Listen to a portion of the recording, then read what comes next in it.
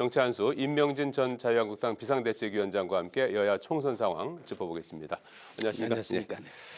자, 먼저 국민의힘 공천 상황부터 좀 살펴보죠. 네. 최근에 이제 현역 의원들이 잇따라 이제 컷오프되면서 반발 기류가 형성이 됐었는데, 홍석준 의원, 앞서 유영아 변호사가 대구 달서갑에 단수 공천되면서 컷오프됐었는데 당의 공천 시스템이 무너졌다 하면서 반발을 했었는데 오늘 당의 결정을 수용하기로 했습니다. 그리고 강남 병의 유경준 의원도 이의 신청을 하지 않기로 했고요. 그래서 어제 한동훈 비대위원장이 재배치나 또 복당은 없다 이렇게 이제 쐐기를 박았는데요. 아마 이제 이런 부분이 좀 효과가 나온 걸까요? 어떻게 보셨는지요? 네, 지금 국민의힘의 그 현역 교체율이 대개 한 35%좀 된다는 거 아니에요? 예. 더불어민주당보다는 조금 낮죠. 더불어민주당은 45%라고 45% 정도라고 그러는데 네. 그 유영아 후보 단독 공천은 네, 그 지역에서 홍 의원이 이제 반발을 하고 이제 그랬는데 이제 결국은 수용을 했구만요. 예. 되게 뭐 공천 해마다 보면은 예. 매번 보면은 이 공천이라는 게 아무리 잘한다 하더라도 반발이 있기 마련이에요. 이건 여야 마찬가지인 것 같아요. 네. 뭐 정치인들이라는 게 아주 공천에 목을 매는 거니까 네. 어떻게든지 뭐 어떤 경우에든지 자기가 우위다 그렇게 주장을 하거든요. 네. 이제 뭐 자기 생각이죠. 뭐 이재명 대표 말 않고 자기가 생각하는 거하고 당에서 생각하는 거 다르다. 뭐 그런 말이 있듯이 자기는 의뢰의 자기가 공천을 받아야 된다 생각을 하고 더군다나 현역 의원 같은 경우는 상당히 자기가 그런 우위다 이런 생각을 되게 하게 되는 건데 네. 그리고 홍 의원하고 그 유영아 씨 그 지역에 대해서는 저는 그 유영아 의원에 대해서 유영아 씨에 대해서 단독 공천한 거에 대해서 저는 조금 저렇게 안 했으면 좋을 뻔했다 그런 생각을 했어요. 어차피 그 뭐 유영아 변호사는 그 박근혜 대통령과의 관계에 있어서 특별한 관계가 있기 때문에 네.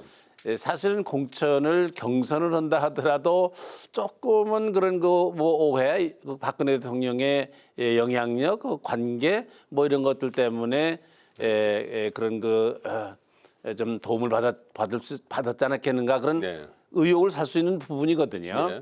근데 뭐 듣고 보니까 상당한 그런 그 여론조사에서의 차이가 있다는 거예요. 네. 그러면 그냥 정정당당하게 여론조사를 해서 했으면은 이 변호사가 앞섰다는 예, 그 홍 의원도 뭐 수긍할 수 있을 거고 예. 또 뭐 유영아 변호사도 뭐 특별한 그런 그 사람들에게 오해를 받지 않는 이제 그런 경우도 됐을 뻔했는데 네. 그러니까 뭐 홍 의원이 당연히 뭐 반발하는 건 뭐 무리가 아니라 그렇게 봐졌는데 어떻든 공천을 수긍을 했네요. 뭐 유경준 의원도 마찬가지고. 아마 공천에 대한 수긍은 뭐 민주당도 변재일 의원도 하고 뭐 다 뭐 임종석 그 전 비서실장도 수긍을 하고 그러는데 그 민주당보다는 야당보다는 여당이 훨씬 더 당의 결정에 수긍할 수밖에 없는 여러 가지 객관적인 상황이 있죠. 예. 뭐 그걸 안는다 하더라도 아직도 집권 3년이 남았는데 예. 뭐 또 정부를 여러 곳에서 봉사할 수 있는 그런 기회가 알겠습니다. 주어질 더 테니까요. 이상의 뭐 파열음은 이제 없겠죠. 뭐 여야가 저는 뭐 별로 뭐 처음에는 뭐 대단한 것처럼 보이지만은 그건 의뢰 여야가 마찬가지로 태풍의 찻잔 속의 태풍으로 그치는 경우가 많은 것 같아요. 국민의힘이 오늘과 내일 이제 이틀 동안 국민 추천제 방식으로 해서 국민들로부터 그 국회의원 후보를 이제 공모를 합니다. 네. 그래서 강세 지역이죠. 5개 지역 강남 갑을, 대구 동구 군위갑, 북구갑, 울산 남구갑 5개 지역에 대해서 이제 5명의 이제 의원을 뽑는 방식을 이제 국민 추천제로 이제 하는데. 그동안에 뭐 국민의힘 공천이 감동이 없었다 이런 이제 평가도 나오는 것 같은데 여기서 이제 이런 부분들을 좀 보완하는 장치가 될 수 있을까요? 네, 그거 뭐 처음 있는 일인 것 같아요. 예. 예.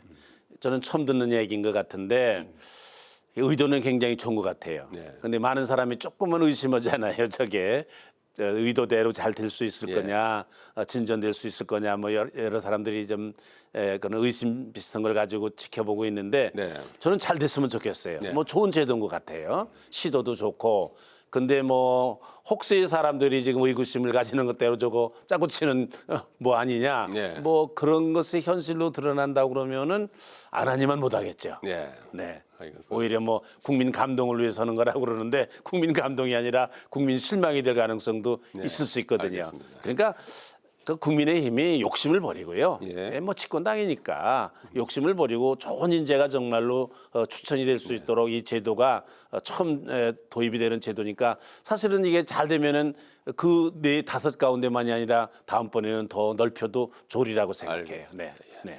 내일까지 접수를 받아서 21일, 22일이 후보자 등록인데 그 전까지는 아마 이제 확정한다고 하니까요. 그 어떤 결과가 나오는지 한번 같이 보기로 하고요.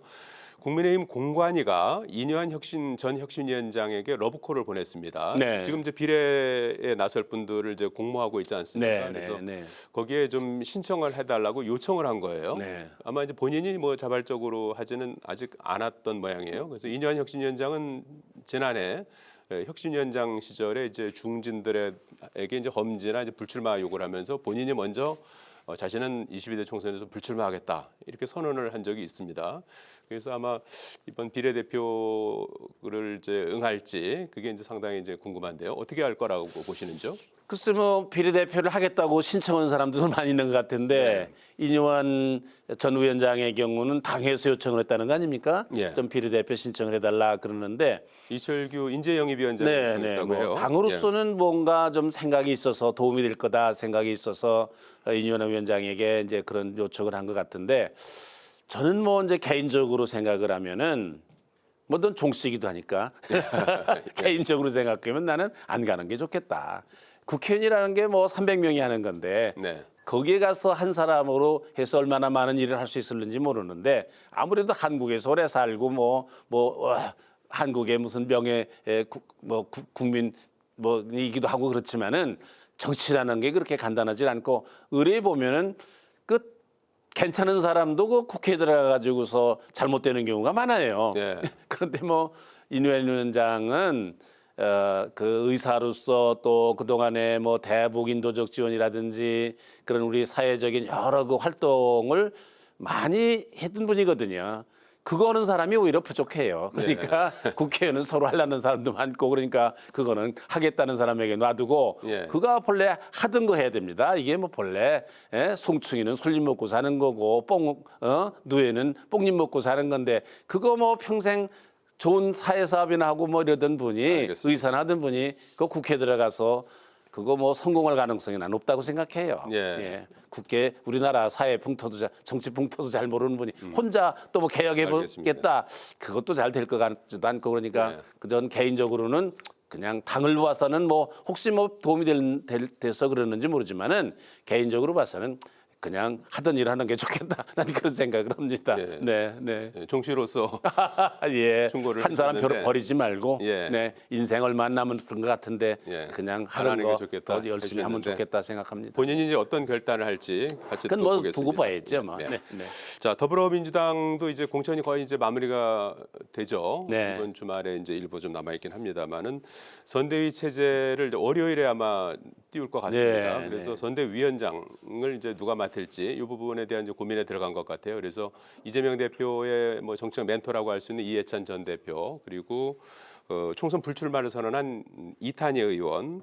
그다음에 공천 배제한 다음에 당에 남기로 결정한 임종석 전 실장 이런 분들이 거론되고 있어요. 네. 어떤 분이 맡아야 된다고 보시는지요? 글쎄 공천 과정 중에서 민주당이 조금 수세에 몰렸죠. 네. 국민적인 여론을 보더라도 국민의힘보다 뭐 잘한다는 평가가 잘못한다는 평가가 많았던 것 같아요 일반적으로. 네. 그러니까 이제 한 달밖에 안 남았으니까 이제 수세적인 입장에서 공세를 해야 되겠죠. 네. 그 거론되는 사람들을 보면은 일리가 있다 생각을 해요. 예를 들면 뭐 임종석 전 비서실장은 상당한 그 공천 과정 중에서 갈등이 있었으니까 네. 뭐 화합 차원에서 뭐 예. 또 친문이라든지 개파적인 그런 그 화합 차원에서 그 고려할 만하고 뭐 이탄희 의원 같은 경우도 의정 활동을 잘했다고 평가를 받는 분인데 본인 스스로 불출마 선언을 했어요. 예. 그런 점에서 이미지도 상당히 좋고 이해찬 씨 같은 경우는 뭐 오래전부터 선거의 전문가니까 그러나 뭐 연세가 어떠신지 또 뭐 지금 건강이 어떠신지 그건 좀 두고 봐야 될 일인 것 같습니다. 네. 네, 네. 알겠습니다. 자, 민주당을 탈당한 서른 홍영표 의원이 새로운 미래에 합류했습니다. 그래서 새로운 미래는 이제 전체적으로 현역 의원이 모두 이제 4명이 됐습니다. 개혁신당도 이제 4명이고요. 그렇게 해서 이제 아마도 그 제3지대에서 이제 기호 순번을 놓고 신경전이 상당히 치열해질 것 같습니다. 그래서 제3지대는 어떤 식으로 이제 좀 세 확장이 가능할까요? 그 이낙연 신당은 본래 본인도 아마 그런 기대를 했겠습니다만 많은 분들도 민주당의 공천 과정 중에서 많은 사람들이 의원들이 탈당을 하고 합류를 할 거다. 뭐 그러나 본인도 그런 기대를 했던 것 같고 예. 그 미리 탈당을 해서 당을 준비를 했고 당 창당하고 뭐 기다렸던 것 같은데 이게 생각만큼 그렇게 되질 않았지 않습니까? 예. 그래서 상당한 아마 본인도 실망을 할 거로 그렇게 생각을 합니다. 네. 근데 뭐 서른 의원이라든지 지금 홍영표 의원이 들어가기는 했지만은 지금 뭐 10여 명 최소한도 10여 명은 갈 거로 생각했고 본인들도 그런 얘기를 했는데 네. 결국은 두 사람으로 그치는 것 같은데요. 예. 결국은 뭐 그것도 결국은 우리나라의 정치 상황이라는 게 아직도 제3 그 지대라는 게 그게 만만치 않다. 이제 그런 걸 보여주는 것 같습니다. 네. 네. 기호 순번이 이제 현재로서는 저 녹색 정의당이 6명. 그렇죠. 그게 이 이 세 번째죠. 그렇죠. 네. 세 번째인데 이제 그 사이에 이제 비례 정당들이 이제 의원들이 이제 넘어가면서 또 이제 3번, 4번을 이제 차지하게 될 것 같고. 네. 그래서 그 개혁신당은 또 어떻게 될 것 같습니까? 이준석 당. 예. 그 이준석 당에 대해서는 저는 뭐 이준석 씨 개인에 대해서는 조금 뭐 그렇게 호감 있지는 않았지만 예. 그러나 이제 이준석 씨가 나이가 젊고 예.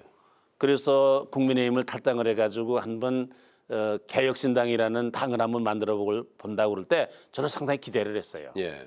이 젊은이들을 중심해서 한번 새로운 뭐 혹시 이번에 그렇게 많은 의석을 가지지 못한다 할지라도 예. 이번에 한번 젊은이들을 중심으로 한 정당이 한번 나와서 도대체 우리 사회의 젊은이들의 요구는 뭔가, 젊은이들의 생각은 뭔가 하는 걸 한번 대변해보고 정치적으로 목소리를 내보는 건 굉장히 중요하다고 생각했어요. 네.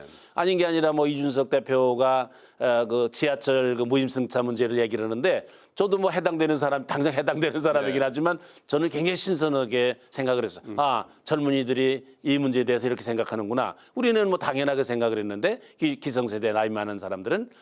그런데 이준석 대표가 아주 실수를 한 것 중에 하나가 저는 이낙연 씨와 합당한 거라고 생각합니다. 네. 그 뭐예요 그게? 다시 결별을 했습니다. 그랬습니다만은 어떤 합당 자체가 이게 네. 잘못됐다는 거예요. 잘못됐습니다. 그건 무슨 그 많은 사람들의 기대를 저버려서 아닌 게 아니라 많은 사람들이 탈당하지 않았습니까? 예. 아니 그 다음에 또 무슨 공관위원장으로 김종인 씨를 영입을 했으니 저게 뒤죽박죽 저게 뭐냐 이거예요 저 당이. 예. 정말 개혁신당이냐. 예.